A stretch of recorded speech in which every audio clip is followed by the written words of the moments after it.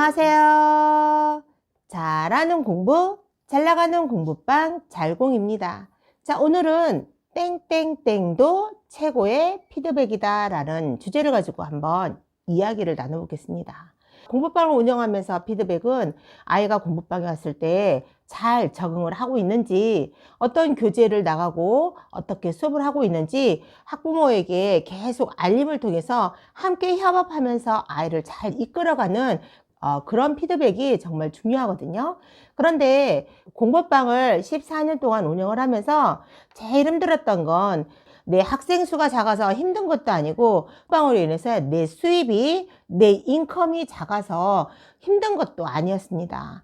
제가 공부방을 운영하면서 제일 힘들었던 건 내가 아무리 열정을 가지고 내가 아무리 많은 정성을 들여서 아이에게 피드백을 해주고 아이를 가르치고 내가 아이를 이끌어가도 아이가 반응이 없는 거예요. 무반응이죠.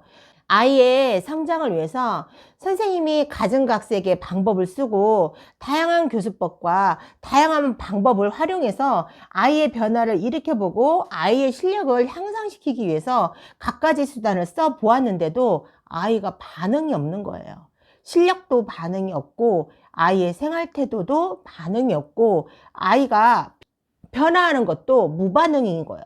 모든 것이 무반응일 때 선생님의 멘탈이 완전히 무너지거든요. 이거 뭐지? 또 다른 방법이 있나? 내가 잘못 가르치고 있나? 이 아이에는 어떻게 해야지 가장 효과적인 방법일까? 고심을 정말 많이 하죠. 저뿐만 아니라 공부방 교습소 학원을 운영하시는 선생님은 모두 똑같으시리라고 봅니다.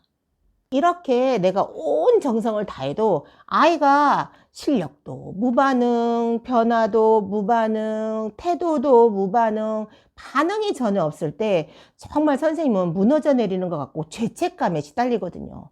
많은 선생님이 아마 그러실 거라고 봐요. 내가 학부모로부터 받는 수강료에 몇 곱절을 더 되갚아서 아이의 실력을 높여줘야 하고 아이를 변화시켜야 하는데 아무리 가정각색의 교수법을 써도 여러 수단의 피드백을 통해도 아이가 반응도 없고 내 책임을 다하지 못한 것 같고 내 의무를 성실하게 이행하지 못한 것 같고 내가 그 받은 수강료에 돈값을 못하고 있는 것 같아서 정말 괴롭거든요. 한때는 공부방 처음 운영했을 때는 제가 이 괴로움에 이기지를 못해서 학생을 내보내기도 했거든요. 나쁘게 말하면 내가 아이를 자른 거고 좋게 말하면 나보다 더 좋은 공부방과 나보다 더 나은 실력이 좋은 선생님을 찾아서 떠나라는 식으로 아이를 내보내기도 했었거든요. 그때는 제가 많은 교수법과 다양한 활용을 통해서 피드백을 했는데 아이가 실력도 무반응이야, 반응도 무반응이야, 태도도 무반응이야, 그리고 아이의 그 변화도 무반응이야. 이랬을 때 예전엔 어머니한테 제가 속 터놓고 얘기를 했거든요. 어머니, 제가 아이에게 많이 부족한 선생님인가 봐요. 제가 가진 방법을 쓰고 가진 교수법을 써도 아이의 실력도 늘어나는 것 같지도 않고 아이가 태도가 변하는 것 같지도 않고 아이가 반응하는 그런 변화도 그 자리인 것 같아서 제가 이 아이한테 한참 부족한 선생님인가 봐요, 어머니. 아이에 맞게 저보다 더 잘 가르치고 더 좋은 선생님을 찾아서 한번 떠나보시는 건 어떨까요? 하고 속 터놓고 얘기를 해서 아이를 내보내는 경우가 있었거든요. 그때는 아이의 무반응, 아이 생활 태도와 아이 마인드와 아이의 공부하는 태도가 무반응, 실력도 무반응, 아이의 변화도 무반응이었을 때 가장 힘들었던 것 같아요. 학생 수에 그렇게 연연해 하지 않고 공부방을 운영을 하면서 내가 얼마를 버는지, 내가 수입이 얼마인지에 대해서는 연연해 하지 않고 공부방을 운영을 했는데 아이의 이런 무반응을 보면 정말 잠을 이룰 수 없을 정도의 고민으로 정말 괴롭고 힘들었거든요. 그런데 제가 이렇게 공부방 14년 운영을 하면서 이렇게 뒤돌아봤을 때 아이가 이렇게 무반응일지라도 이건 최고의 피드백이었다라는 걸 최근 들어서 깨달았습니다. 저희 공부방에도 정말 내가 아무리 노력하고 다양한 방법을 시도하고 내가 온 마음 온 정성을 다해서 아이한테 다 쏟아부어도 정말 무반응인 친구가 있거든요. 그런데 그 친구는 반응을 하지 않아요. 그리고 변화하지도 않아요. 그런데 어머님께서 저를 믿어주시고 계속 몇 년 동안 저희 잘공 공부방을 보내주셨거든요. 그 친구가 2학년 때부터 왔는데 지금 6학년이니까 2학년, 3학년, 4학년, 5학년, 6학년이네요. 4년 동안 아이가 무반응인 거예요. 이 무반응인 아이가 드디어 변화를 보이기 시작했고, 드디어 실력이 올라가기 시작했고, 드디어 이 아이에게 영어라는 자신감이 생기면서 자존감이 한층 올라감을 제가 요즘 그 아이를 보면서 느끼고 있거든요.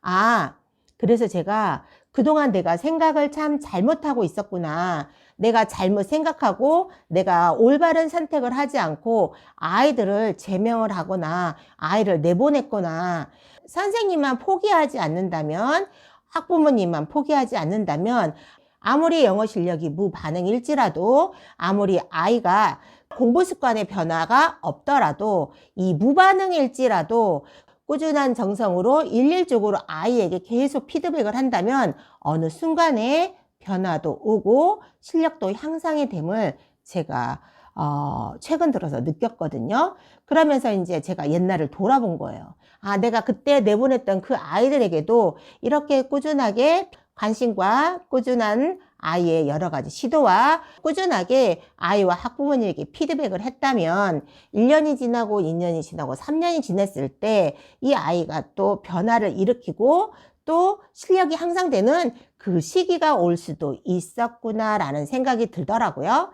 그래서 제가 생각하는 건 아무리 무반응일지라도 꾸준한 선생님의 관심과 꾸준한 선생님의 시도가 있고 아이를 지켜보고 아이를 믿어주고 매일 한결같이 이끌어준다면 무반응일지라도 최고의 피드백일 수 있다는 걸 제가 최근 들어서 느꼈거든요.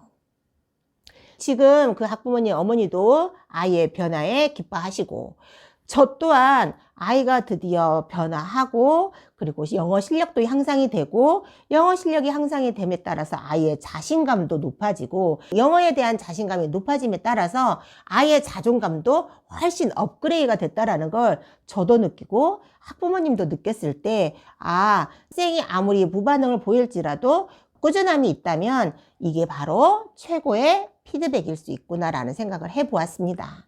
여러분 공부방 교습소 학원을 운영하시면서 혹시 이런 학생들 없으시나요? 많이 있으실 거라고 봅니다. 특히 요즘에는 옛날과 다르게 이런 아이들이 엄청 많거든요. 이렇게 무반응이었을 때 선생님이 포기만 하지 않는다면, 선생님이 내민 손만 놓치지 않는다면 욕심을 내려놓으시되 정성과 꾸준한 노력과 시도는 올리셔서 아이와 함께 꾸준함으로 공부방 교습소 학원을 잘 운영해 보시길 바랍니다. 무반응일지라도 꾸준함으로 온 마음과 온 정성을 쏟으신다면 이게 바로 최고의 피드백일 수 있습니다. 자, 오늘 또 아이들과 함께 고군분투 하시며 아이도 성장하고 나도 성장하는 오늘 하루를 일구어 가셨으면 좋겠습니다. 화이팅 해지면서 오늘 영상 마무리해 보도록 하겠습니다. 오늘도 화이팅!